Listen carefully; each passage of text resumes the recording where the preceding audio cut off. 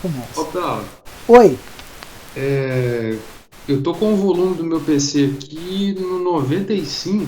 E você Aí não a tá me voz do ouvindo? pessoal fica. Não, a voz do pessoal fica bastante alta. A sua tá um pouco muito baixa. Não sei se você trocou de microfone, fez alguma coisa. Não, eu tô com problema de garganta, cara. Eu tô falando meio mal. Ah, não, de boa, foi mal então. Foi mal. Mas eu vou tentar falar mais perto do microfone pra ver se ajuda. Não precisa ficar torto aí, não. Dá pra te ouvir normal, não tá ruim não. Beleza, Só então. tá um pouco mais baixo mesmo. Eu gravei um podcast pro pessoal do PET essa semana e eles reclamaram também que tava baixo. Mas eu já tava com esse problema na voz, então. Tranquilo.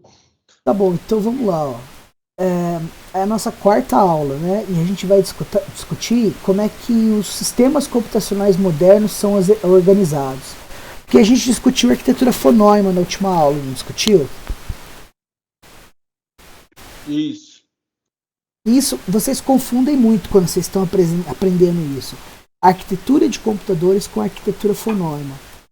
Quando a gente fala de arquitetura de computadores, que é a nossa disciplina, a gente está falando de processadores. E a arquitetura fonôima, ela fala de sistemas computacionais. Beleza? Ou seja, fala de um smartphone, de um PC.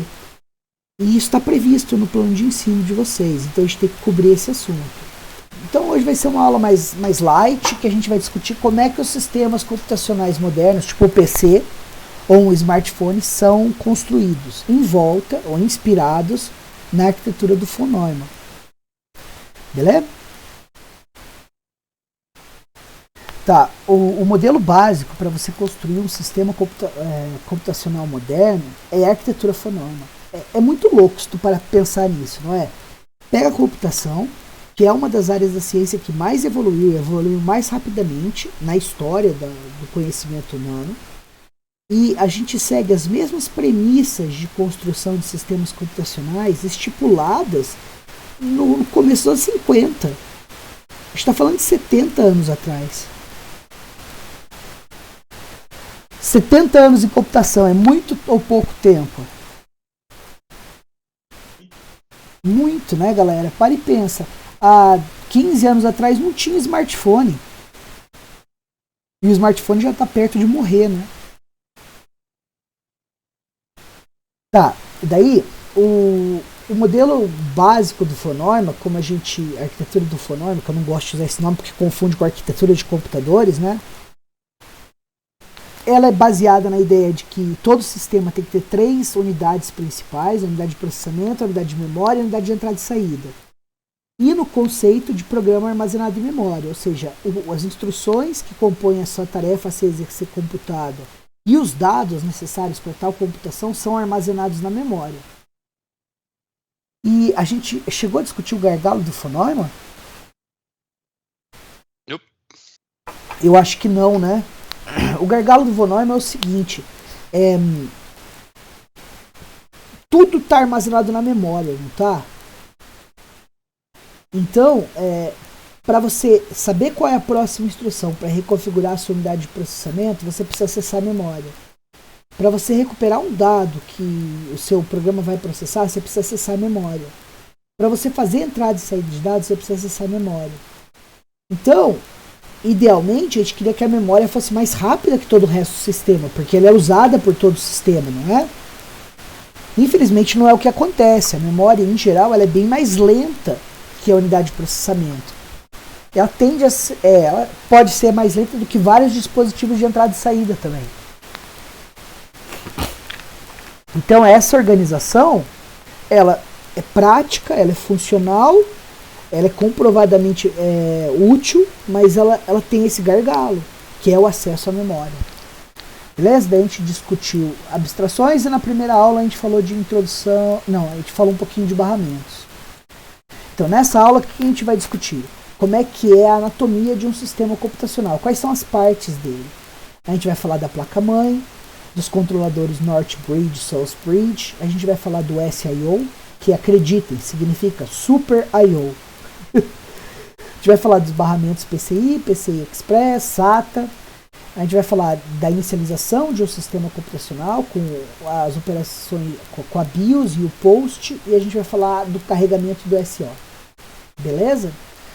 Meu objetivo nessa aula não é fazer uma abordagem pormenorizada de todos esses tópicos, mas sim passar para vocês uma visão geral. Por exemplo, alguém aqui já ouviu falar de POST? Só do método HTTP. POST significa Power On Self Test. Tem a ver com a inicialização do sistema. Isso são aqueles códigos que aparecem na placa-mãe? Aqueles o quê? Aqueles códigos que tem umas placas-mães que tem uns visorzinhos que eles aparecem um código POST que fala. Quando acontece algum erro no POST, isso precisa ser informado para o usuário.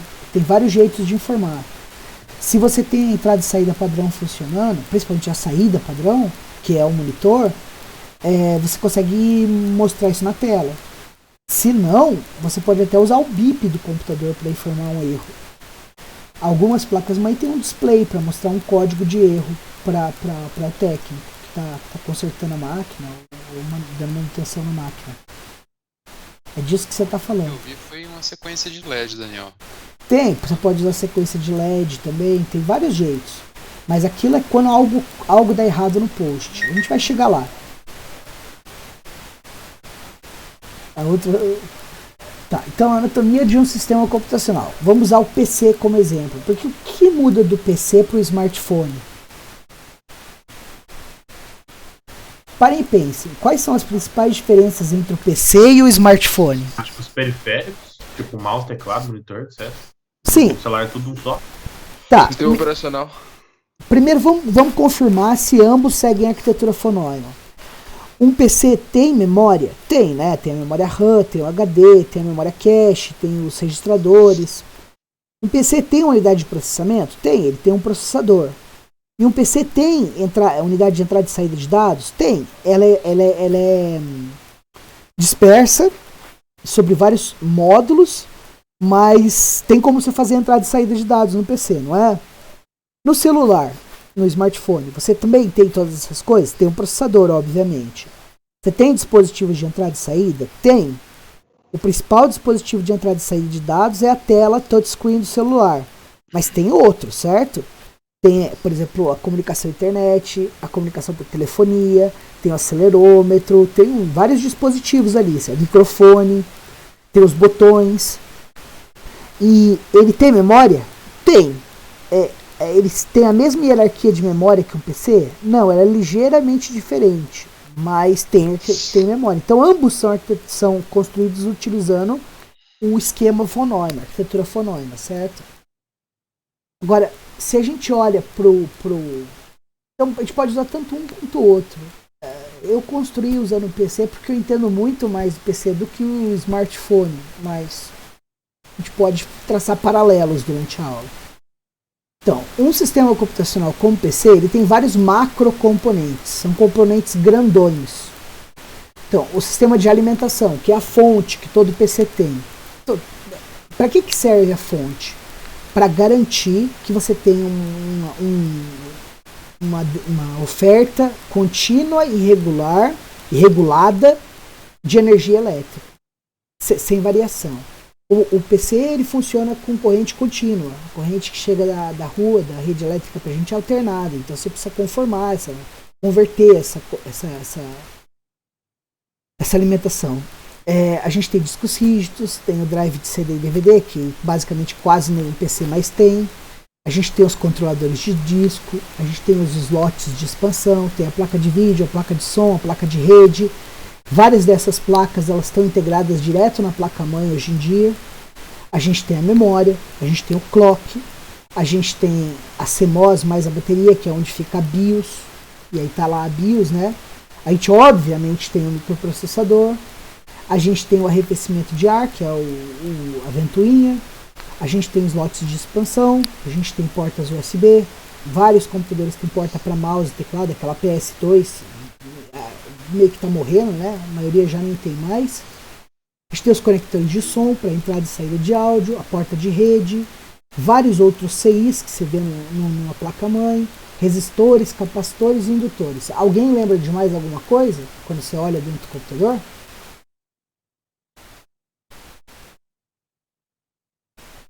Aquela hora, essa é a hora que vocês podem falar, sim, professor, lembrei de tal componente. Ou não, professor, acho que isso cobre tudo. Aí, pessoal, deixa eu pensar. Aerocooler. Ah, mas aí é uma alternativa a arrefecimento de ar. Tô Né? brincando. E entrada de DVD, CD. Tá aqui, ó, terceiro item. Ah, tá. Foi erro meu, foi mal. Não, que isso. Então, beleza. O ponto disso aqui é tentar listar sistematicamente para vocês o que a gente veria tradicionalmente num PC, que é um sistema computacional. Vários componentes são óbvios para vocês e vários são bem simples. E nota que quando eu falei de macrocomponentes, eu estou citando esses aqui. Esses aqui já são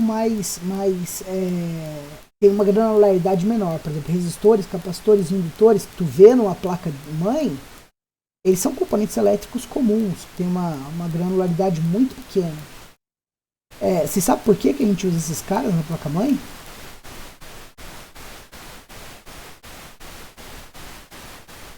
Bom, então aqui ó, eu tenho um exemplo de uma placa-mãe bem antiga. Não estou fazendo propaganda, tá pessoal? Não tem ninguém fazendo sponsoring desse vídeo não. Mas ela não está com nenhum componente nela a não ser o processador. E quando a gente olha, mesmo a placa de 2004, que é consideravelmente antiga, é impressionante, não é? Eu acho. Eu acho muito impressionante. Tá vendo esse monte de capacitores? São capacitores bem grandes. Sabe para que eles servem?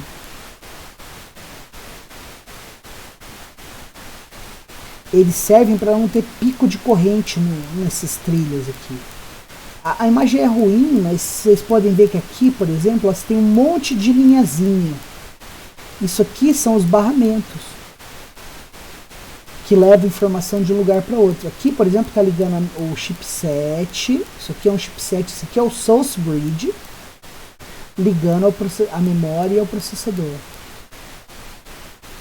Aqui são os slots de expansão. Isso aqui é a bateria. A CMOS está aqui. Isso aqui é o controlador de entrada e saída. Desculpa, esse aqui é a North Bridge. Esse aqui é o South Bridge. Controlar essas portas e os dispositivos por aqui. Oi? O que é CMOS? CMOS é um nome. Na realidade, é uma tecnologia para construção de transistores. Tem vários jeitos de você construir esses transistores. Você tem os transistores TTL, tem os MOS, tem os MOSFET, os CMOS. E a BIOS é um sistema operacional muito simples para colocar o sistema computacional em funcionamento na ausência de um sistema operacional. Ele é gravado numa memória somente de leitura, que fica disponível na placa-mãe.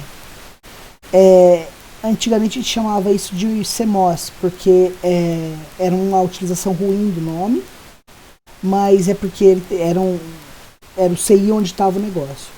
Agora, hoje em dia você não usa mais CMOS, você usa memória flash. E é onde está armazenado a BIOS. BIOS significa Binary Input Output System. É o sistema binário de entrada e saída. Além desse sistema binário, você também tem o POST lá, que é o Power On Self Test, que é parte da BIOS. Ficou claro, filha? Entendi, muito obrigada. Que é isso? Esses aqui são os conectores típicos que você encontra no PC, mas na realidade eles mudaram bastante, né? Por exemplo, você tá vendo? Não tem a HDMI aqui, eu tenho o conector paralelo, serial, tem os PS2, eles nem existem mais, né? Mas tá aqui o de rede, ó, da interface Ethernet, tinha 4 USB. Esse PS2. Esse PS2, o mouse e o teclado usavam esse conector antigamente. Eita. Era roxo e verde, né? Isso mesmo, roxo pro teclado, verde pro mouse. Eu tinha até um ano atrás, não tinha esse aí, cara. Mas na realidade não tem mais porquê.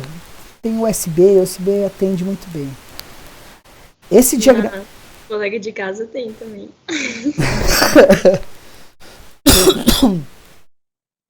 Tá, pessoal? Então, isso aqui é um diagrama básico dos principais componentes numa placa-mãe. Vocês conseguem ver o modelo von Neumann nesse diagrama?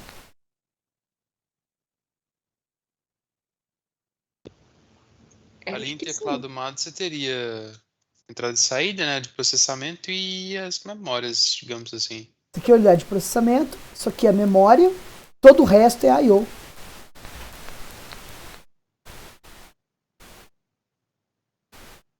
Sim. Louco, não é, cara? Quando eu falo pra vocês que a gente usa a arquitetura von Neumann até hoje, é verdade. É assustador, mas é verdade. A gente nunca conseguiu uma coisa melhor. Não tem muito como fugir disso, né? Tem, cara. Tem? Não tem como fugir disso porque ninguém imaginou uma solução melhor. Mas existe uma solução melhor? Provavelmente, a gente só não inventou ela ainda. Mas é doido que é meio que imitando organismo, né? Aí são tipo os órgãos conectados. Será que tem como sair disso? Tem.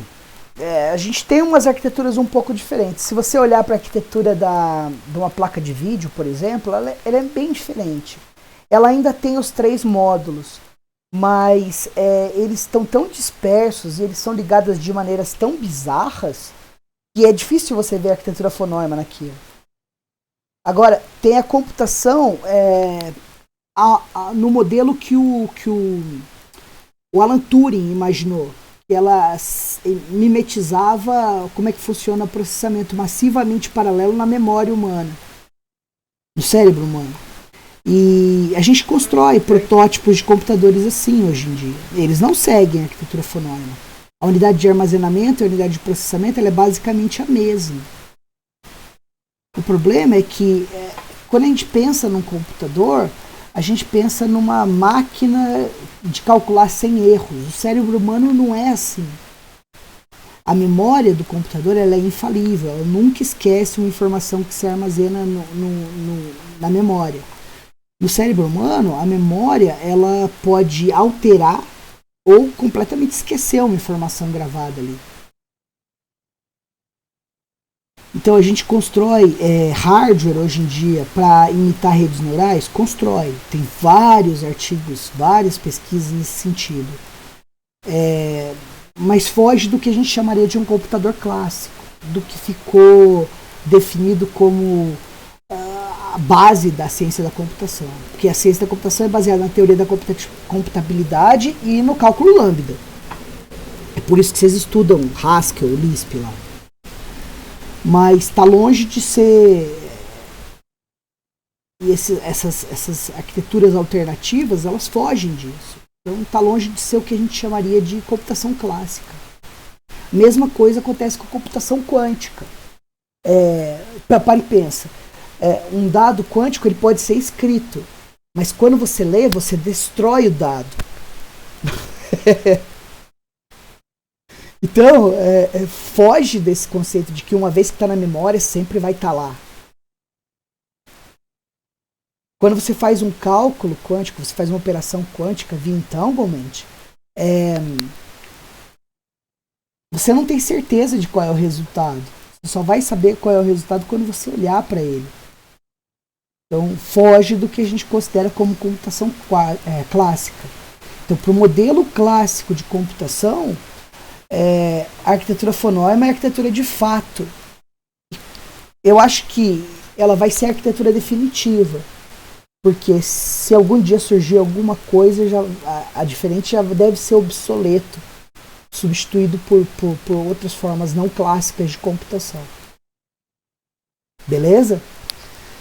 Mas voltando aqui, ó, pessoal, essa é a anatomia de uma placa-mãe. Notem que você tem a memória RAM aqui. A memória RAM ela se comunica diretamente com a CPU e essa linha de comunicação ela é muito importante porque a CPU só funciona se ela souber qual é a instrução que ela deve executar, qual a instrução do programa ela deve executar. E essas instruções elas existem na memória. Na prática, vocês vão ver que a CPU não executa uma instrução que está aqui. Um pedaço da memória, da informação guardada na memória RAM é copiada para dentro da CPU, na cache, E os circuitos internos da CPU acessam só a cache. Aí na CPU você tem uma unidadezinha, um subsistema aqui chamado MMU, que é Memory Management Unit, unidade de gerenciamento de memória, que se encarrega dessa transferência de páginas, de pedaços de sequências de dados na memória RAM para a memória cache. Beleza? Peraí, Abdala, tem alguma coisa a ver com o famoso arquivo de paginação que a gente tem no Windows? Não, né? Tem, indiretamente. O arquivo de paginação tem a ver com memória virtual. Memória virtual é uma extrapolação da ideia de caching. Achei pertinente. Mas chega a ser uma espécie de swap, não, né? Não, paginação é o seguinte. Imagina que você tá rodando um programa. Aí você clica ali no, sei lá, no... Deixa eu pegar um exemplo de um programa grande. No Blender. E manda abrir o Blender. O Blender tem um monte de textura nele, tem um monte de coisa. Então, ele é um programa que com os plugins acaba sendo grande. Ou o 3D Studio Max, que é gigantesco. Quando você manda abrir esse programa, o que você faz? Você tem que transferir as instruções do programa do HD para a memória. E da memória para cache. Daí o processador vai poder executar as instruções que estão na cache.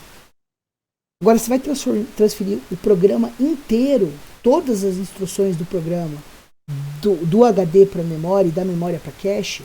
Eventualmente pode ser que sim, não necessariamente. Mas para iniciar o programa você não precisa transferir ele inteiro. Você transfere só uma página, um pouco, alguns kbytes de instruções.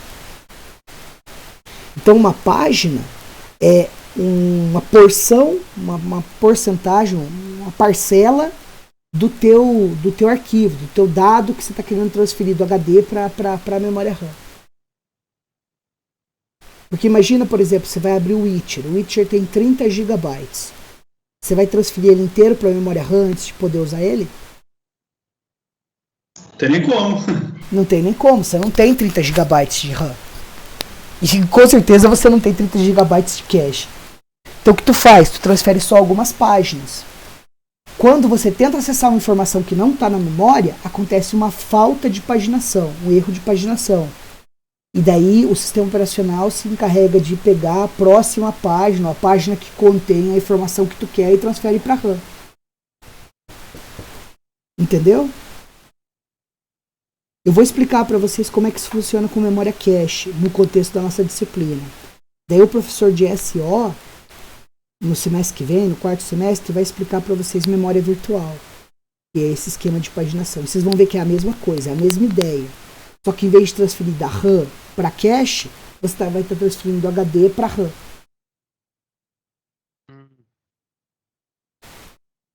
Respondeu, filho? Ainda tem dúvidas, né? Sim, ainda tem. Mas deu para ter uma ideia geral de como é que o negócio funciona? Deu. Você vai transferindo sob demanda. Parte por parte, sob demanda. Mas esses ciclos acontecem incrivelmente rápidos, né? Sim, mas existem dois princípios. O princípio da localidade espacial e temporal, que tornam isso muito efetivo. Pensa assim num programa. Um programa ele normalmente executa uma instrução atrás da outra. Elas são sequenciais, não são? Sim. Então elas vão estar localizadas próximas na memória, uma da outra. Por isso que você transferir um chunk, um pedaço de dado sequencial, é tão efetivo. Mesma coisa com arquivo. Imagina que você está baixando uma textura nova. Está numa página. Chances são, a textura inteira vai caber na mesma página. Caramba. Peraí, professor, não entendi essa última frase que você falou. Eu tô boiando ainda. Uma textura de que você cola num modelo 3D, ela não é uma imagem? Sim, certo. Então, como é que você salva uma imagem no arquivo ou na memória? Não sei. Você salva as cores dos... Desmembrando, né? Você salva as cores dos pixels. Normalmente você usa 24 bits por pixel. 3 bytes por pixel. Mas uma imagem é uma matriz. E uma matriz, se você pegar no canto superior direito do quadrado, no inferior esquerdo, esticar ela vira um vetor. Ah, tá. Fez sentido. Beleza. Então, essa imagem ela vai existir na memória como uma sequência longa de números. Cada 3 números são a quantidade de verde, vermelho e azul que tem naquele ponto. Então imagina que o teu programa percebe que ele precisa carregar uma textura nova. Daí ele vai na memória. Ela está na memória? Não. Daí ele falou, MMU, eu preciso daquele arquivo, preciso dessa posição de memória que não está na cache. A MMU pede para RAM. Se não está na RAM, o controlador de memória do sistema computacional vai gerar uma interrupção e o gerenciador de memória do sistema operacional vai carregar do arquivo para a memória. Do arquivo no HD para a memória. Só que ele vai carregar algumas páginas. E a chance é que boa parte da informação vai estar nas páginas, porque ela é armazenada de maneira sequencial. Ah, que doido. Eu consigo entender, não sei, meu colega. É louco, mas fica tranquilo que depois a gente vai fazer exemplos disso. Isso vai ficar claro para vocês, porque, por exemplo, quando eu for explicar a memória cache, eu vou mostrar como é que um array você tenta acessar um array e ele não está na memória. O que acontece? Daí você vai ver que você tenta acessar uma posição do meio do array, provavelmente o array inteiro vai ser levado para a memória. Da memória RAM. Deixa eu ver se esse caso se aplica, Daniel. Se eu pegar, por exemplo, uma quantidade meio absurda de arquivos e pegar um único, em outro diretório, né? Pegar um único arquivo que tem o mesmo tamanho desse monte de arquivinho, e o arquivo que é único, ele mesmo que tem o mesmo tamanho, ele vai ser copiado bem mais rápido do que esse tanto de arquivo que eu estou tentando copiar em paralelo. Isso é porque eles estão, digamos assim, desorganizados em relação ao endereço de memória? Não. Eu sei o que você está falando. Por exemplo, você tem um monte de arquivo de 1K, um monte de ícone. E você tem, sei lá, um clipe do teu gato brincando com a bola de lã, que tem 50 mega. Embora os arquivos de 1K eles sejam bem menores do que os 50 mega, você copia mais rápido os 50 mega do que o 1K. Sim. Não é isso? Exatamente. Em termos de quantidade de informação, você está transferindo mais com o arquivo do teu gato lá, com o vídeo do teu gato. Mas o problema é que esses arquivos existem no seu sistema de arquivos. E o sistema de arquivos ele tem que manter uma tabela informando aonde que cada arquivo existe no disco, qual é a posição inicial e final do arquivo. A maioria dos sistemas de arquivos, elas não armazenam sequencialmente um arquivo num dispositivo de armazenamento secundário como o HD. Então, o que torna demorado copiar vários arquivos não é a quantidade de informação a ser transferida, mas sim a atualização dessas estruturas de dados que mantém a consistência do sistema de arquivos. Meu Deus. Eu entendi, Daniel. Mas não é a mesma coisa, né? Não é a mesma coisa, não.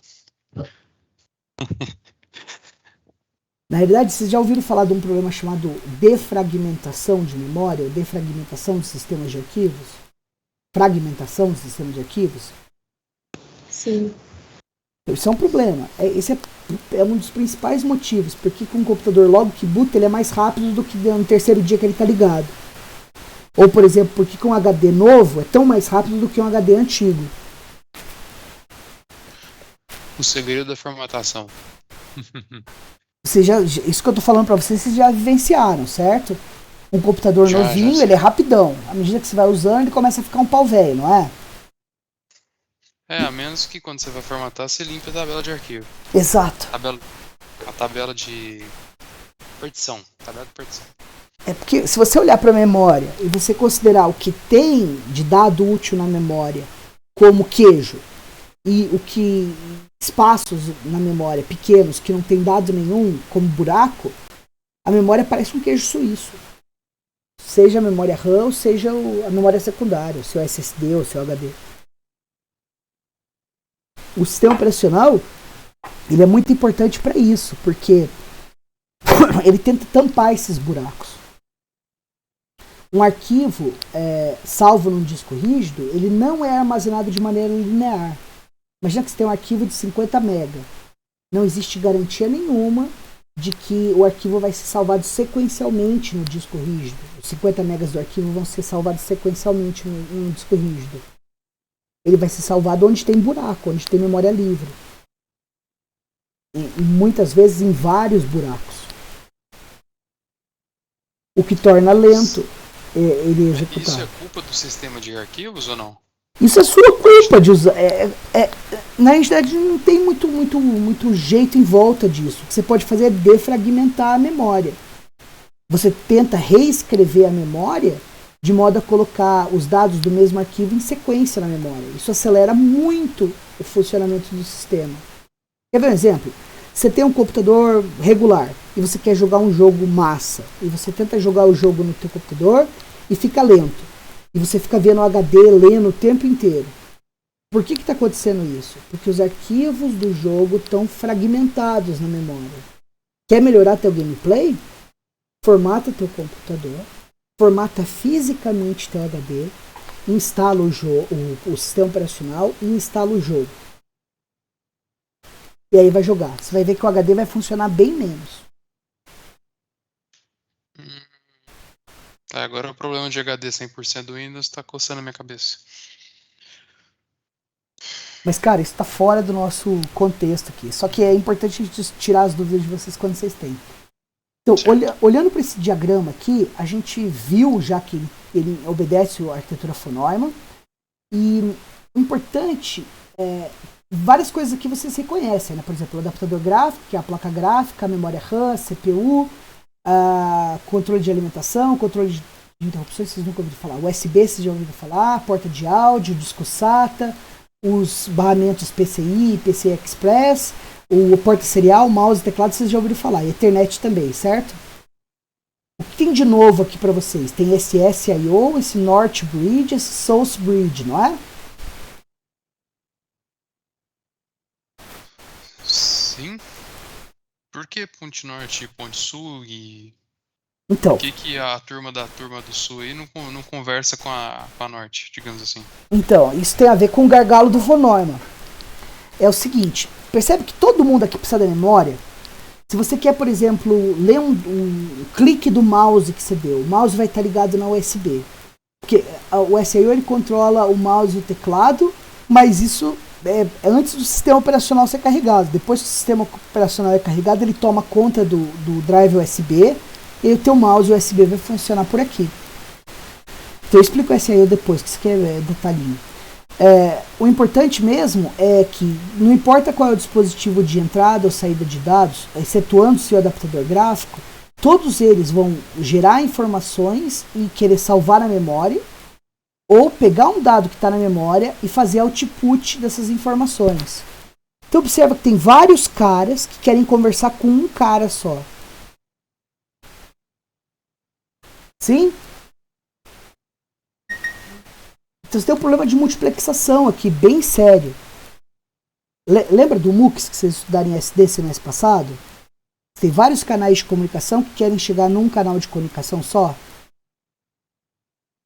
Sim, sim. Então é esse problema que você tem. Ou a informação que está aqui pode ir para um desses aqui todos, ou a informação de um desses todos pode vir para cá. Então o South Bridge, ele é um processador. A gente não chama de processador nesse contexto, a gente chama de chipset. Mas é um processador. E ele implementa um protocolo de comunicação, de barramento. Tudo isso aqui é fio, essas linhas. E esses barramentos, eles chegam e entram no North Bridge. E o North Bridge fala assim, beleza, quem que tem prioridade para acessar a memória? Imagina que você aperta um botão no teclado e um botão do mouse e chega um pacote de dados da internet ao mesmo tempo. Eu consigo escrever os três ao mesmo tempo na memória? Não, a memória é sequencial, você só consegue escrever uma coisa por vez. O South Bridge, ele implementa ele funciona que nem um guarda de trânsito. Ele fala assim, não, vai primeiro o pacote internet. Quando termina de salvar o pacote internet na DRAM, ele fala assim, agora eu vou atender o mouse. Agora eu vou atender o teclado. Entendeu? Sim. Por causa que você tem um problema aqui. Existe um número finito de conexões na memória RAM. E você tem potenciais N produtores ou consumidores de informação. Tem que alguém controlar o fluxo dessa informação. Então, você já deve ter tido a experiência de apertar uma tecla no teclado e ela não responder ao mesmo tempo. Passar um tempinho até o dado apertar, a tecla apertada aparecer no editor de texto. Todo mundo. Em situações mais antigas, né? Que você travava alguma coisa assim. Até hoje acontece. Quando eu comprei o meu PC novo, o teclado e o mouse estava dando esse lag. Ficou o dia inteiro dando esse lag, depois melhorou. Mas quer ver? Faz um exemplo. Eu consigo causar esse problema agora no computador de vocês. Peguem uma pasta muito grande, copiem ela e colhem em outro lugar. E vai para o editor de texto e começa a digitar. Você vai ter um monte de vezes esse problema. Por quê? Tá vendo aqui, ó, o disco SATA? Ele tá no mesmo canal de comunicação com a memória que o USB. Então, quando você está acessando muito esse canal, vai acontecer situações em que você digitou uma tecla, ele está copiando um conjunto de páginas, ele não pode atender automaticamente, o teu programa não consegue ler da memória para mostrar a tecla que você apertou. E aí ele vai ficar alternando, tipo, hora ele tá passando os arquivos, hora ele tecla umas 3 teclas e volta a processar o arquivo. E exatamente. Como o seu sistema ele é multitarefa, ele executa vários programas ao mesmo tempo, ele deve dar uns 30 nanosegundos, 30 milissegundos para cada processo processar. Isso pode acontecer em mais tempo que isso. E aí você tem aquela sensação de que o negócio está travado. Tá mesmo. Porque estão acontecendo duas coisas ao mesmo tempo. Você não tem a impressão de que estão acontecendo duas coisas ao mesmo tempo. Você tem a impressão de que estão acontecendo tudo ao mesmo tempo, porque essa ideia da preempção de processos, de trocar de processo muito rapidinho. Mas, eventualmente, você está copiando um pedaço de arquivo muito grande e esse sistema de preempção ele é interrompido. E daí você não pode mandar informação. Esses são aqueles gargalos. É diferente do gargalo, por exemplo, que você vê quando você vai assistir um vídeo do YouTube, o vídeo do YouTube trava. Já aconteceu isso com vocês?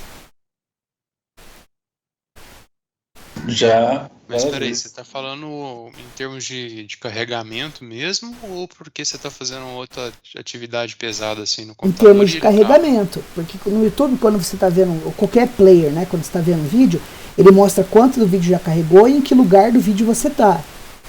Muitas vezes o lugar que o vídeo que você está bate com o lugar que você carregou. Aquilo é um problema de buffer. Os dados não chegaram, não tem dado para te apresentar. É diferente aqui. Aqui é um problema de tráfego. Os dados estão disponíveis, você só tem uma via que é lenta e que muita gente quer usar. Pensa numa rua onde duas ruas desembocam. O trânsito não fica lento bem no lugar onde elas encontram? Porque você precisa de uma regra muito clara quem que pode ir por vez, certo? A regra muito clara que a gente encontra no trânsito é um semáforo. Mesmo tendo semáforo, existe uma diminuição do fluxo, não existe? O semáforo para completamente um fluxo de um lado para dar preferência para o fluxo do outro. E aí ele fica alternando, assim você consegue manter um fluxo mais ou menos constante. É a mesma coisa aqui. O Source Bridge funciona que nem um semáforo, um multissemáforo, falando quem que pode ter acesso à memória por vez. Tá, Daniel, e se eu fizer o seguinte, tem como eu colocar determinados softwares, ou que seja jogos, para rodar num determinado adaptador?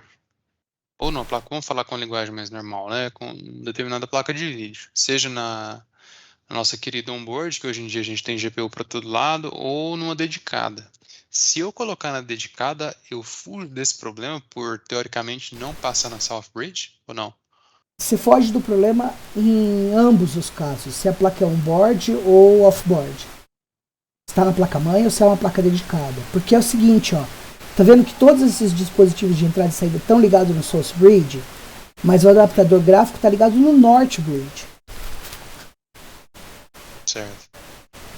O adaptador gráfico, aí você não tá se... Agora que eu entendi o porquê. O adaptador gráfico, aí você não tá se referindo só a um off-board. Aí tem uma GPU inclusa. Uhum. Beleza. O problema do adaptador gráfico, da parte visual do teu computador, é que o volume de informação que você gera, ele é muito grande. Então o fluxo de dados ele é constante. Se esse fluxo de dados tivesse que dividir o barramento com todos os outros dispositivos, das duas uma. Ou você ia ter gráficos congelados, ou você ia ter sensação... Teclado congelado, por exemplo. É por isso que você separa os dois. Então existe um barramento de comunicação direto do North Bridge com a DRAM e um barramento de comunicação direto de todo o resto com a DRAM. Aí você fala assim, professor, mas ambos estão acessando o mesmo dispositivo. Então, mas a DRAM, se você olhar para ela, ela tem vários CIs colados nela, não tem? Sim. Isso aqui a gente chama de bancos de memórias. Embora, logicamente, a memória funcione como um array unidimensional, ou como um array, né? Na prática, diferentes bancos podem ser endereçados ao mesmo tempo. Então, o que você faz? Esses dispositivos que vão precisar ler e escrever da memória, mas que não tem um volume de dados tão grande quanto a parte gráfica, eles salvam num CI aqui embaixo, por exemplo. E o adaptador gráfico está mapeado para um par de CIs aqui em cima. Então você consegue acessar esses e esse ao mesmo tempo, desde que você tenha dois caminhos distintos de comunicação. Por isso que a gente tem essa divisão entre ponte do norte e ponte do sul. E o que seria essa seta ligando as duas? De fora, que tá fazendo aqui porque meia elipse aí. Aquela meia redonda, né? Isso. Porque eles precisam, em alguns casos, se comunicar. Por exemplo? Por exemplo, quando algum dispositivo de entrada vai atuar diretamente na interface gráfica. Como? Dá um Eu exemplo. entendi, mas dá um exemplo. Deixa eu pegar um exemplo aqui. É o mouse. Imagina que você está jogando um jogo. O caminho normal do mouse o mouse está ligado aqui na USB. Aí você aperta um botão, move o mouse. Um string de dados é gerado, ele vem para o Source Bridge. Aqui ele passa pela preempção dele, eventualmente o dado da movimento e do qual botão foi pressionado é salvo na memória. A CPU rodando um programa que está controlando a entrada e saída, lê a memória naquela posição e sabe qual foi a entrada de dados. Beleza? Mas aí você está jogando um jogo. No jogo você gerencia a manipulação 3D aqui, de mesh, texturização, shading, mas você pode carregar controle de entrada e saída também. Quando você detecta uma entrada de dados, em vez de salvar aqui, se o jogo está em modo tela cheia, você pode fazer um bypass da memória e salvar direto no adaptador gráfico. Entendi. Então na verdade, a tela cheia seria uma das ferramentas que, digamos assim, que... A tela cheia serve para imersão do ponto de vista do jogador. Mas do ponto de vista técnico, ela serve para falar para o sistema operacional assim, sistema operacional não precisa gerenciar o ambiente gráfico enquanto a gente está nesse modo. Deixa que eu controlo ele 100%. Entendi. É como se fosse uma chavinha que virasse para lá e para cá. Para ativar ou desativar o bypass. Isso é difícil de vocês imaginarem, de verem hoje em dia, mas antigamente, quando você inicializava um computador, ele ia para o modo texto. E você tinha a possibilidade de inicializar o modo gráfico. Agora você já cai no modo gráfico direto. O que muda agora é você falar, eu como programa vou gerenciar 100% no modo gráfico, ou você vai gerenciar e eu vou usar você como um pano de fundo. Pega um jogo, ele roda mais rápido no modo gráfico, no modo tela cheia ou no modo de janela? Eu acho que é no tela cheia, né? É no tela cheia. Porque todo o processamento do gerenciador de janelas não precisa ser feito. Daniel, aqueles monitor. Aqueles de caixa, esqueci o nome deles. O Desculpa, enfim. CRT. Isso. Quando você num jogo você apertava, sei lá, Windows, que aí você saía pro modo janela, né? Você Uhum. lembra de umas piscadas que você escutava o barulho? Não, The cara. Gauss. Eu entendi. Eu acho que ele tá se referindo ao The Gauss, né? Que fazia. Quando era uma espécie de estalo, né? Eu não sei o que é. Você dava um pulso magnético no ímã e ele meio que restaurava a imagem. Tem um botão próprio pra fazer isso nos monitores. Então não tem nada a ver com. Não. Isso Nada. É uma característica só do CRT mesmo. Né? É do CRT. É o próprio CRT. Porque ele tem um ímã que ele puxa o tubo, né? Os raios que estão saindo. E ele fica puxando pra cima e pra baixo pra formar a imagem. Aí você dá o The Gauss ali e ele dá uma reiniciada na imagem. O modo de funcionamento dos monitores CRT é muito interessante. Na realidade, você tem na tela você tem um monte de célulazinhas onde você tem fósforo normalmente. E aí você emite um raio de elétrons de trás para frente, na tua direção. Só que ele bate na tela. Por isso que ele era fundo. Para acomodar esse acelerador de elétrons. E aí quando você controlava a intensidade desse raio, a quantidade de elétrons desse raio, e a posição, aonde que ele ia acertar na tela. E aí, se você acertasse os elétrons na célula, ela acendia, senão ela apagava. E o monitor colorido, em vez de usar um raio, você usava 3. E aí você usava 3 elementos. Um que acendia como RGB. vermelho. Exato. O louco é que você tinha que acertar célula por célula. Então, olha que louco. Então, você fazia uma varredura. Você começava a varrer da esquerda para a direita, de cima para baixo. E você controlava aonde que o raio ia acertar, movendo a saída do canhão de elétrons. Só que você não movia ela usando o motor. Você movia ela usando um eletroímã.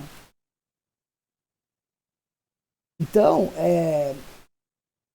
por isso que chama monitor de varredura, porque ele varre a tela de cima, da esquerda para a direita e de cima para baixo.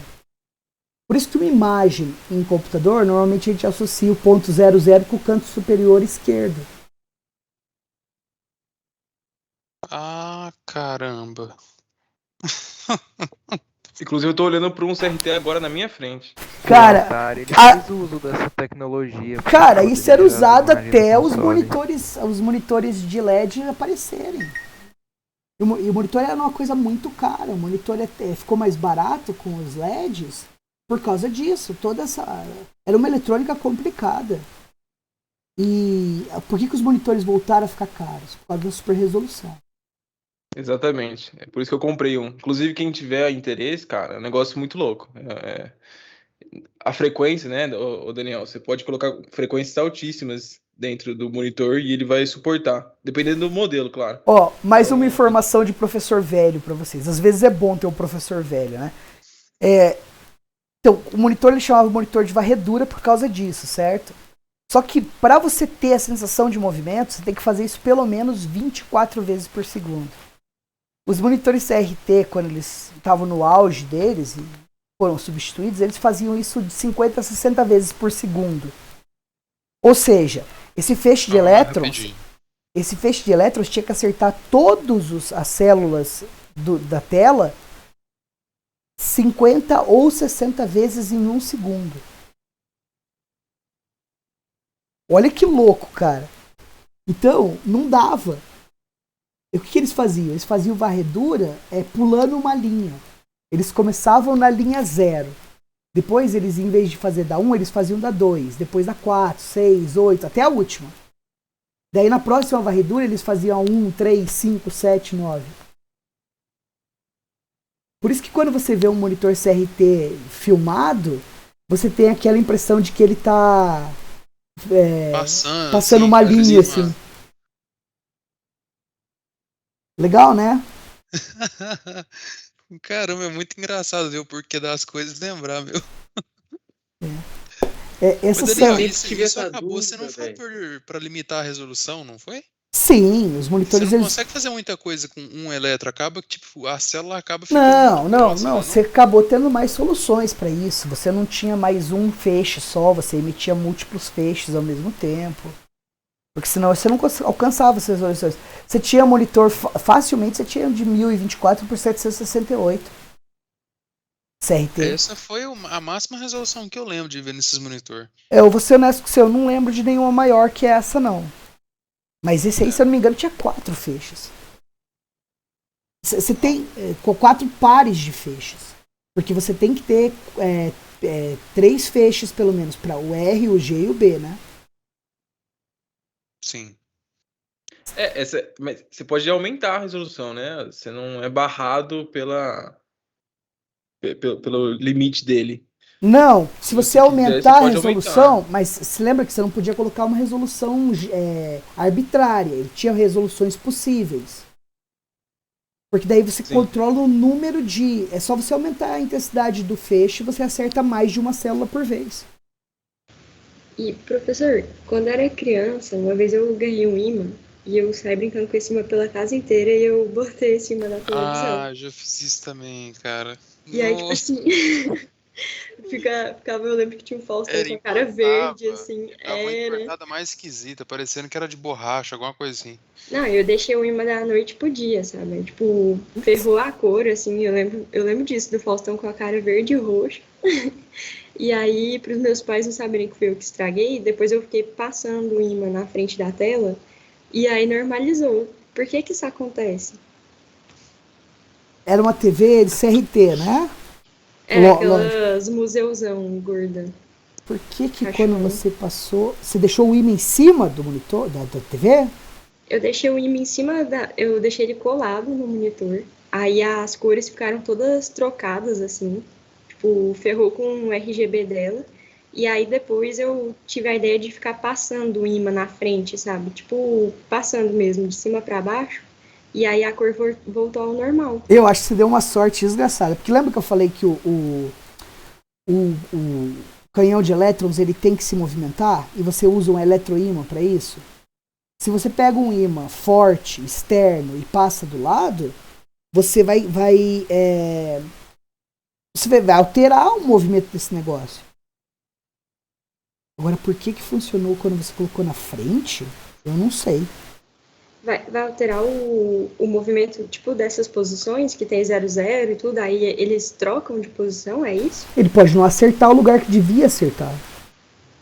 Porque para você posicionar o canhão de elétrons, você tem que gerar um campo magnético, que deve afastar ou aproximar o canhão e levantar ou abaixar o canhão.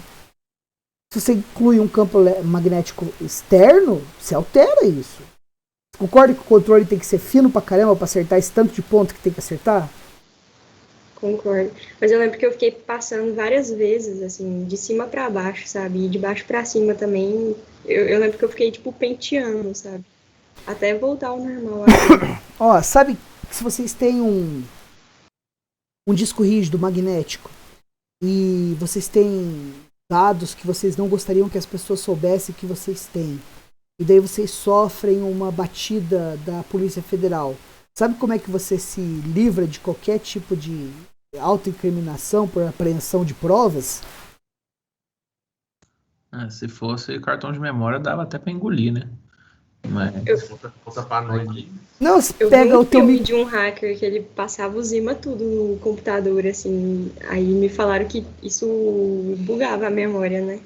Não, o jeito mais eficiente... A sua informação preocupante não é que está na memória RAM. Porque essa, se você desligar o computador, ela já era. E não tem como recuperar, tá? Agora, a informação que está no teu disco magnético, essa informação ela é persistente. Pega o micro-ondas velho e abre ele. Ele vai ter 2 ímãs redondos dentro. Vocês já viram? Parece um donut, o ímã. Não. Mas ok. Tem 2 ímãs dentro do micro-ondas. Então, micro-ondas velho você acha se você for num aterro, que é fácil pra caramba. Vai num ferro velho, você compra um por R$10. Aí você abre esse micro-ondas, começa a desmontar ele, eventualmente você vai achar esses 2 ímãs. Põe ele em cima do teu HD e já era. Nem liga mais? Rebenta tudo? Rebenta tudo. Polícia que me aguarda. Hoje a gente vive de SSD, teoricamente, né? Não adianta mais, né? O Mas SSD... danifica mesmo assim, não danifica o circuito elétrico? Não. No SSD não funciona passar o ímã? Não, no SSD não É funciona. memória flash, né? Ah, É verdade. chip dentro do SSD. É usa silício, chips. é silício dopado. Dá pra tacar fogo, né? Então, daí no caso do SSD, se você quer se livrar da evidência... Cara, o que eu tô ensinando pra vocês? Mas pra vocês entenderem como é que a tecnologia funciona, né? No caso do SSD, se você quer destruir a informação, o que você faz? Não pega um martelo e martela o SSD. O que você deve fazer é gastar 1 segundo para abrir a caixa do SSD. Daí você vai ver que tem um monte de seisinho lá. Parece uma memória RAM. Aí você pega uma chave Phillips e coloca a chave Phillips em cima de cada um desses 6 e dá uma martelada. 100% de garantia que ninguém recupera nenhuma informação sua de lá. E dá pra usar depois? Não, né? Você estraga. Não, mano, você tá querendo se livrar de ir pra cadeia. Um HD de R$300 é o de menos. Justo. É verdade, é verdade. Mas espera aí, você vai dar uma Muito obrigada uma por essa pancada informação, professor. pra quebrar mesmo, ou você vai só simplesmente bater lá em cima, vai ficar intacto, digamos assim? Não, ele vai mais dar uma rachadinha. Ah, É o único jeito. E vai demorar mais do que você só colocar um ímã em cima. Então, sabe quando você vê esses vídeos na internet que falam assim as vantagens e desvantagens do HDD do SSD em relação ao HDD? Ninguém cita essa. Mas o caso de você se livrar da informação permanentemente é muito mais rápido no HDD. É só pôr o imã, né, digamos assim. Por que eu falei esse imã do micro-ondas? Porque ele é forte que chega. Se você pegar um ímã mais fraco, você pode danificar, mas não acabar com a informação como um todo. Se você quer garantir que você estragou toda a informação mesmo, não só coloca o ímã em cima, passa ele um pouco, dos dois lados. Tem outro jeito, que demora bem mais, que é você abrir o HD e quebrar os discos que tem lá dentro. Uma martelada resolve. Mas demora, né? Cara, que massa. O importante é vocês entenderem que já tiveram problema de você perder a informação que está no HD? No Já. SSD você não recupera nunca mais. Agora no HD você ainda tem chance. No HD você ainda tem chance, mas a vida útil dos dois, qual que é maior? Do HD ou do SSD? Depende, tem HD, os leves, digamos assim, não presta, né? Agora HD de servidor, por exemplo, aí vai longe. Assim, para uso doméstico, se você fazer essa diferenciação, né? Aí o HD dura pra caramba. O SSD não dura quase nada, digamos assim, dependendo do tanto de escrita e leitura que você fizer. Escrita, né? Praticamente o tanto de escrita que você fizer nele, ele arrebenta. O problema são as escritas. Ele aguenta em média 10 mil escritas numa célula. E o HD? Alguns milhões. Chega nem perto. O problema do HD é que ele pode desmagnetizar.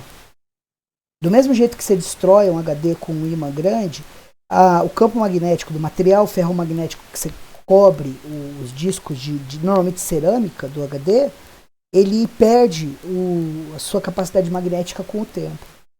Você pode pensar na vida útil de um HD entre 7 e 20 anos. É bastante coisa.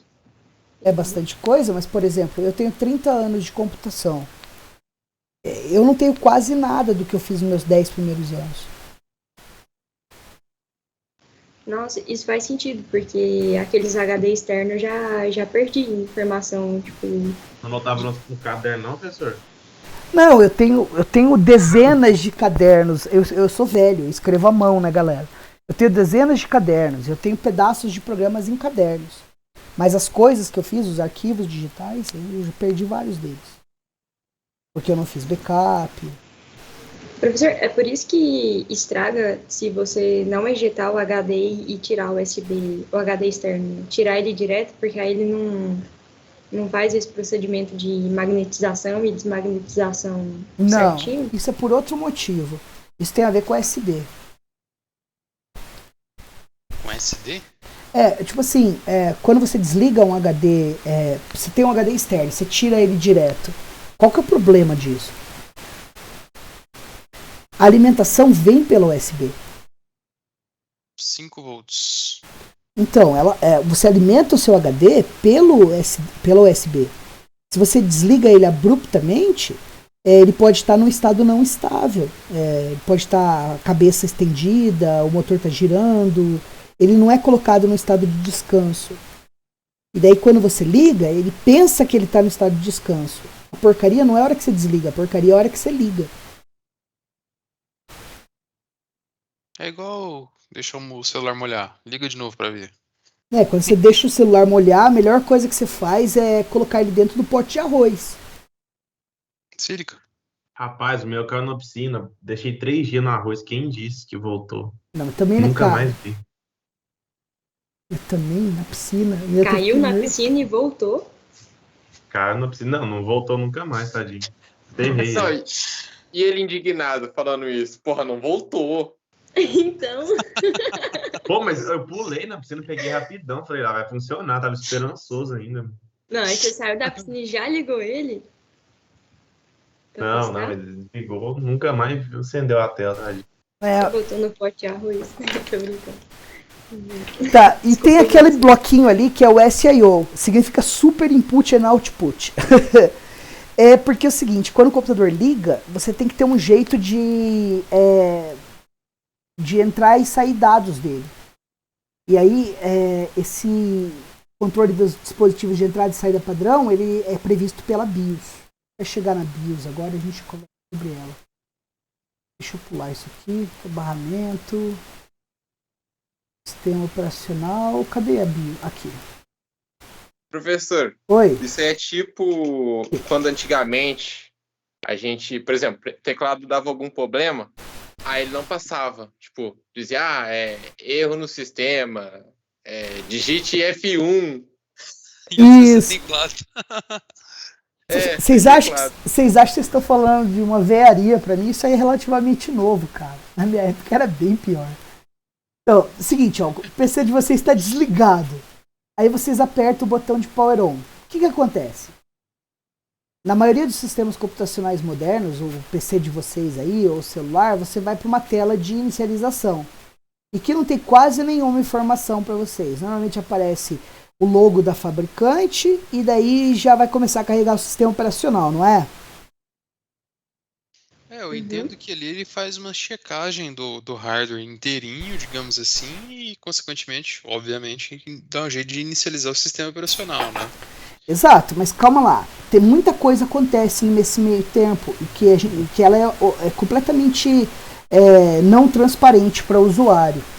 Se vocês pegarem os primeiros PCs que vocês usaram, vocês devem lembrar disso. Você aperta o Power On, ele fazia tu. E daí ele fazia uma sequência de bip, e daí ele carregava uma tela que mostrava a versão da BIOS e falava assim, testando a memória. E daí era um contador que incrementava, daí ele falava memória ok. Daí ele falava disco de armazenamento presente. E daí ele falava inicializando o sistema operacional. Vocês lembram disso? O Debian faz isso até hoje. O seu faz isso até hoje? Até hoje. O Debian faz. Ah, tá. Você tá falando, rodando Linux, ele vai mostrar essas informações para vocês, tá certo? Deixa explícito. Então, pensa no seguinte, quando você liga o seu PC, o PC em si é hardware. Como é que você sai de um estado em que você está desligado para um estado de alimentação de todos esses sistemas até estar pronto para utilização? Você precisa de software para rodar e fazer esses testes, certo? Então, a parcela mínima de software necessária para inicializar o sistema, ela é salva num lugar chamado BIOS. que significa Binary Input Output System, sistema binário de entrada e saída, certo? Essa BIOS, ela tem programa, instruções que o seu processador é capaz de executar, que permite você fazer entrada de dados padrão, saída de dados padrão, permite você controlar o disco rígido, permite você acessar o teclado e o mouse. Beleza? O mínimo para deixar o seu computador usual. E algumas BIOS ainda tem um System Loader, que permitir você carregar programas. Hoje em dia isso não existe mais. A BIOS só deixa você carregar um e apenas um programa, o sistema operacional. Beleza? Então, quando você liga um registrador especial do seu processador, chamado PC, ele vai pular para a posição 0 de memória. Ele vai estar no endereço 0 de memória. E no endereço 0 de memória vai estar a primeira instrução da BIOS. Lembra, o PC ele tem que executar uma instrução para ele fazer alguma coisa. Então, logo que você liga o computador, ele vai e executa a instrução que está no endereço 0 de memória. Essa instrução é a primeira, essa posição de memória é onde começa a BIOS. Você consegue usar a posição 0 de memória depois? Não, porque essa memória é somente de leitura. Então, dos seus 4 GB de endereçamento, 8 GB de endereçamento, uma parcela dele está alocada para BIOS. E aí ele vai executar aquela primeira instrução. A primeira instrução da BIOS, ela faz o seguinte, ela pula para uma outra região da BIOS, que é a região onde se encontra um programa chamado POST. O POST é uma abreviação para Power On Self Test. É o autoteste na inicialização. Certo? E o que esse programa faz? A primeira coisa que ele faz é testar se a sua memória está presente e se ela está consistente, se ela não está corrompida. E como é que ele faz esse teste? Ele escreve a memória inteira e lê da memória inteira. É um loop. Ele pega a primeira posição da memória e escreve um dado randômico. Daí em seguida ele lê aquele dado e compara se o dado que ele escreveu é o dado que ele leu. Se ele escrever e ler o mesmo dado, a célula tá ok, ela não tem nenhum problema. Tá, deixa eu fazer uma pergunta tosca aqui que eu acho que não importa. Tá. Quanto mais memória RAM você tem, teoricamente, mais esse processo demoraria, né? Sim, senhor. Assim, não daria diferença porque eu imagino que isso vai levar alguns milissegundos, né? Mas se for para comparar, tipo, vamos supor que 8 GB vai demorar 10 milissegundos, se você meter 128 GB lá, você vai demorar 60 milissegundos. Sim. Procede? Isso toma um tempo. E é obviamente vai ser linear.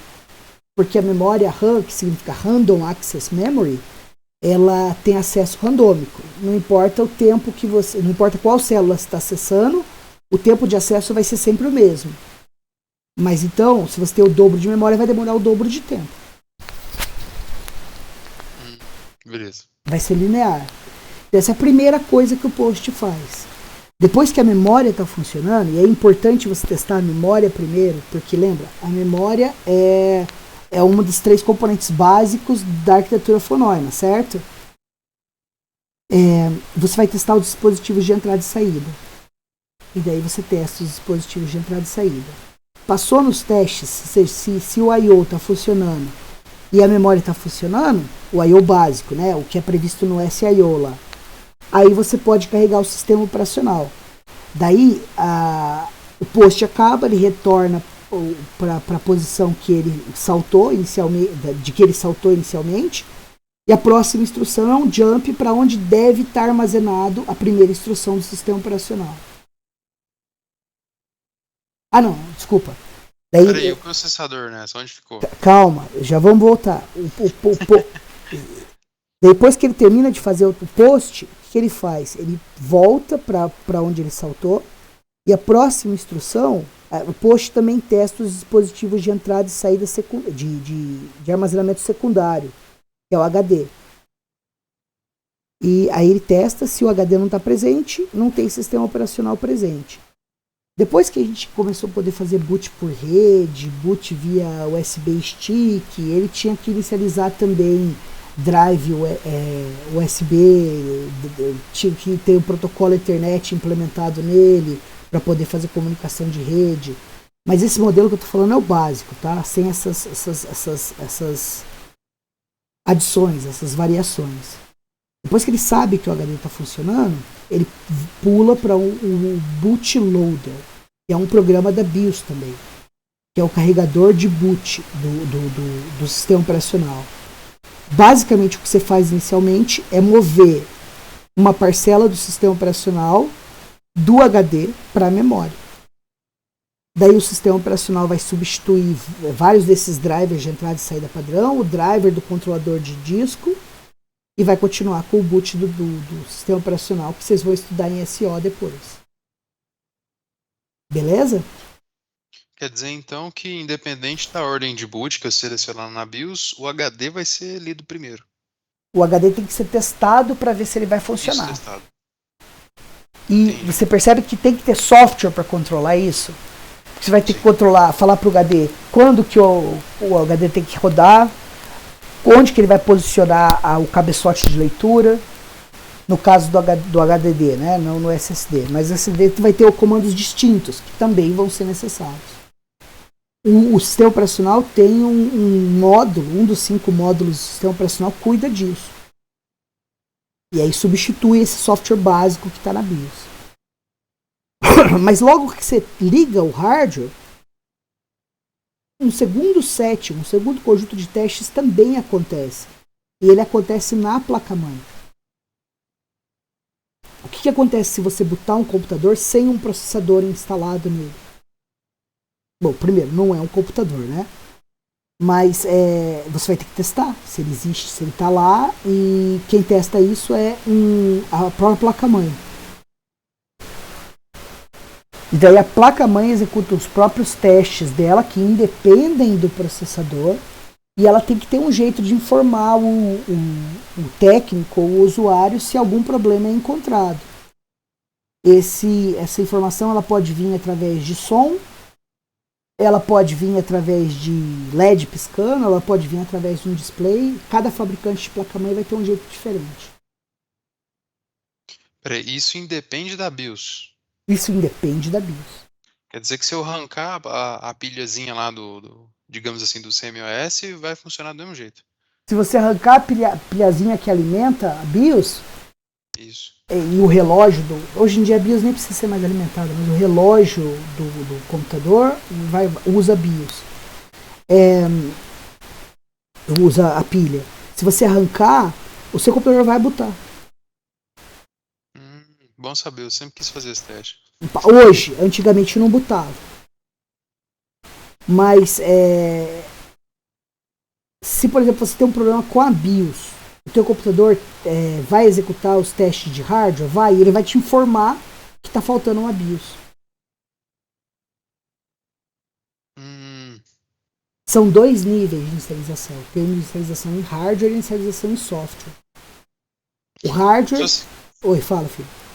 Se você conseguir a façanha de corromper a BIOS, qual que é a consequência? Antigamente, a BIOS era uma ROM, Read Only Memory. Bem antigamente, mais de 20 anos atrás. Então você não conseguia corromper ela, porque ela não podia ser escrita. Certo? Mas aí, lembra que os computadores... Bom, lembra não. Você sabe que os computadores evoluem muito rapidamente. Então, a gente começou a notar que às vezes vinham problemas, que existiam problemas no próprio software da BIOS. E a BIOS precisava de atualização. Imagina que você é a ASUS. Você produz ali 10 milhões de placa-mãe. E você descobre um problema com a sua BIOS. Você vai fazer recall das placas-mães? Não, tem que dar um jeito de atualizar isso via software. Geralmente era um pendrive, né? Ou qualquer outra mídia que você carregava o arquivinho da BIOS, que eu não lembro a extensão. Então, você precisava ter um jeito de atualizar a BIOS. A gente concorda com isso, certo? Sim. Para atualizar a BIOS, quando a BIOS era uma ROM, era um problema, porque não tinha como. Era imutável. Então o que a gente passou a fazer? Antes de existir memória flash, a gente começou a usar uma EEPROM, ou uma EEPROM, Electronic Erasable Programmable Read Only Memory. Era uma memória ROM que podia ser reprogramada eletronicamente. Beleza? Não, antes disso, antes da gente usar a EEPROM, a gente fez o seguinte, a gente parou de soldar a ROM na placa-mãe. A gente colocou num soquete. Daí a gente podia remover a ROM e colocar uma ROM nova. Como se fosse um cartãozinho de memória, digamos assim. Você já viu o soquete de CI? É tipo uma caminha. O CI ele parece uma baratinha, não é? Que tem umas perninhas. Ah, tá. Já vi. Então, É um simples encaixe ali, você arranca o CI pra fora, né?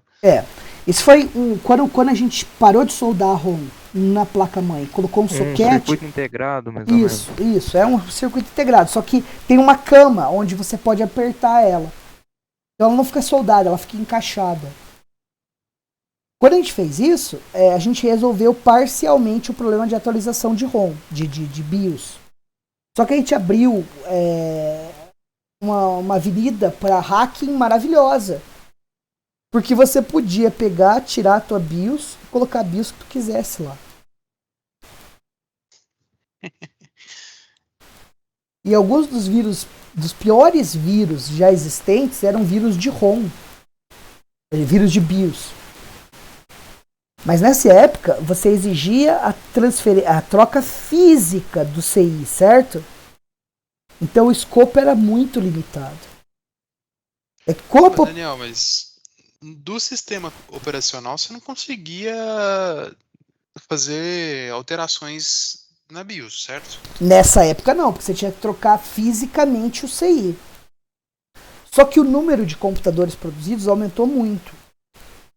Então tinha que ter, e aí a gente começou a ter comunicação via rede, tinha que ter um jeito mais eficiente de você fazer essa atualização de BIOS.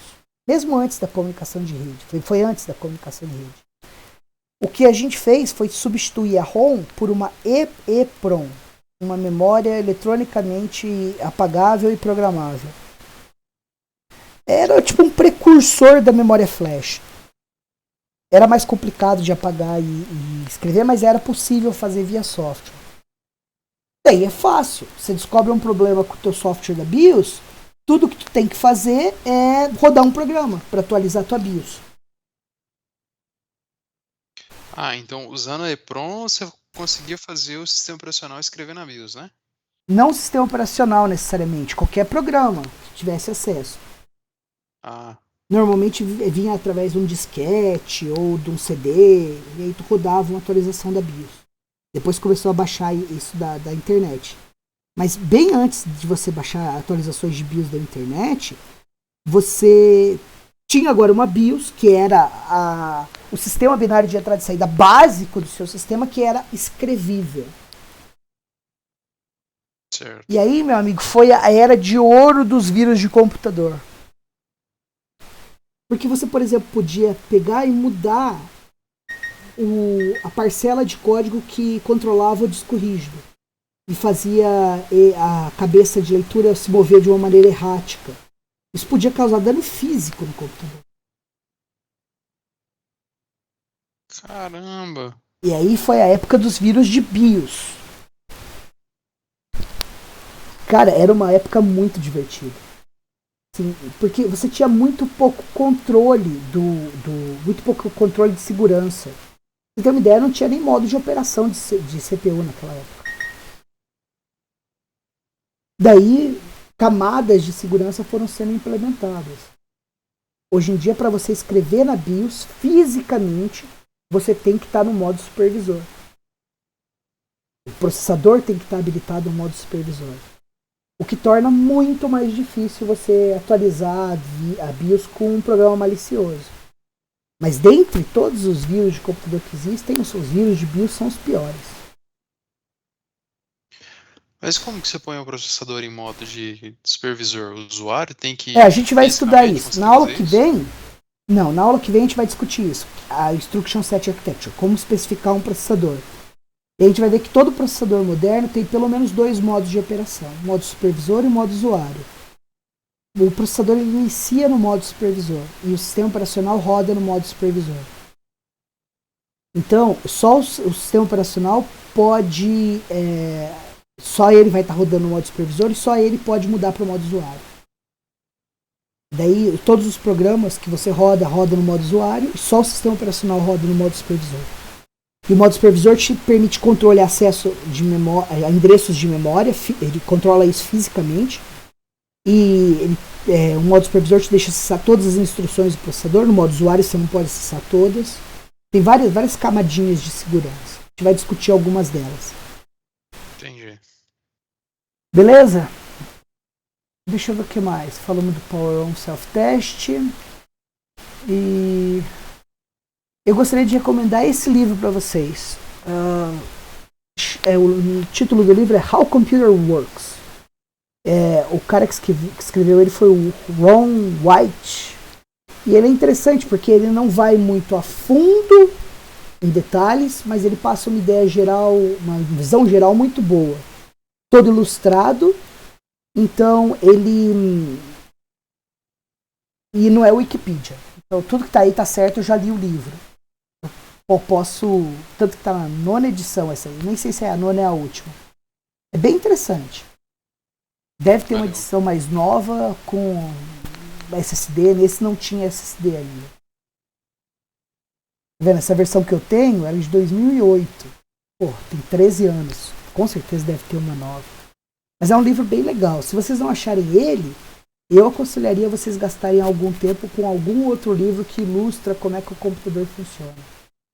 E se vocês não encontrarem muitos livros, ou não tiverem acesso aos livros, eu recomendo que vocês deem uma pesquisada na internet, no YouTube. Tem vídeos bem legais que mostram como é que a CPU funciona, como que a memória funciona. É bem melhor do que ficar gatinho soltando pelo de arco-íris, né, no YouTube durante 2 horas. O que fica para amanhã, pessoal? Vocês estão vendo minha tela, né? Sim. O que fica para amanhã? Para amanhã? Para amanhã? Para amanhã nada. Para segunda-feira nós vamos discutir a ISA. Então, tem muito mais coisa além disso que a gente cobriu sobre sistemas computacionais. O que eu quero que fique claro na cabeça de vocês é que um sistema computacional implementa arquitetura for norma. O processador, ele não tem memória. O processador não tem entrada e saída. O processador é o computador propriamente dito. E a gente vai discutir daqui para frente a arquitetura de processadores, a arquitetura de computadores. Na aula que vem a gente vai discutir como é que a gente idealiza como um processador deve funcionar. Quais são as regras do jogo de funcionamento do processador. A essas regras a gente dá o nome de ISA, Instruction Set Architecture. É um nome bem ruim, por causa que dá a ideia de que a gente só vai falar de quais são as instruções que o processador dá suporte, mas na verdade tem mais do que isso. Daí na segunda-feira a gente vai fazer isso e na quinta que vem a gente começa a programar o nosso primeiro programa em Assembly. Porque eu vou discutir em geral, teoricamente, como é que especifica um processador com vocês, mas vocês vão perceber que é maçante e é difícil de guardar a informação. O jeito mais efetivo de você entender como é que um computador deveria funcionar é você programando ele. Por isso que a gente vai gastar algumas semanas programando em Assembly. Programando em Assembly, a gente vai aprender o conjunto de instruções e vai aprender quais são as regras. Número de registradores, modelo de memória, modelo de endereçamento, modos de operação. Uma vez que a gente entende tudo isso, a gente entende como é que o processador é especificado. Daí a gente parte para a segunda parte da disciplina, que é, com base nessas regras, a gente vai construir o sistema digital que implementa esse processador. Beleza, pessoal? Legal. Olha, essa aula foi quase uma aula de sala de aula presencial, porque eu não falei sozinho, eu não estou nem com sono.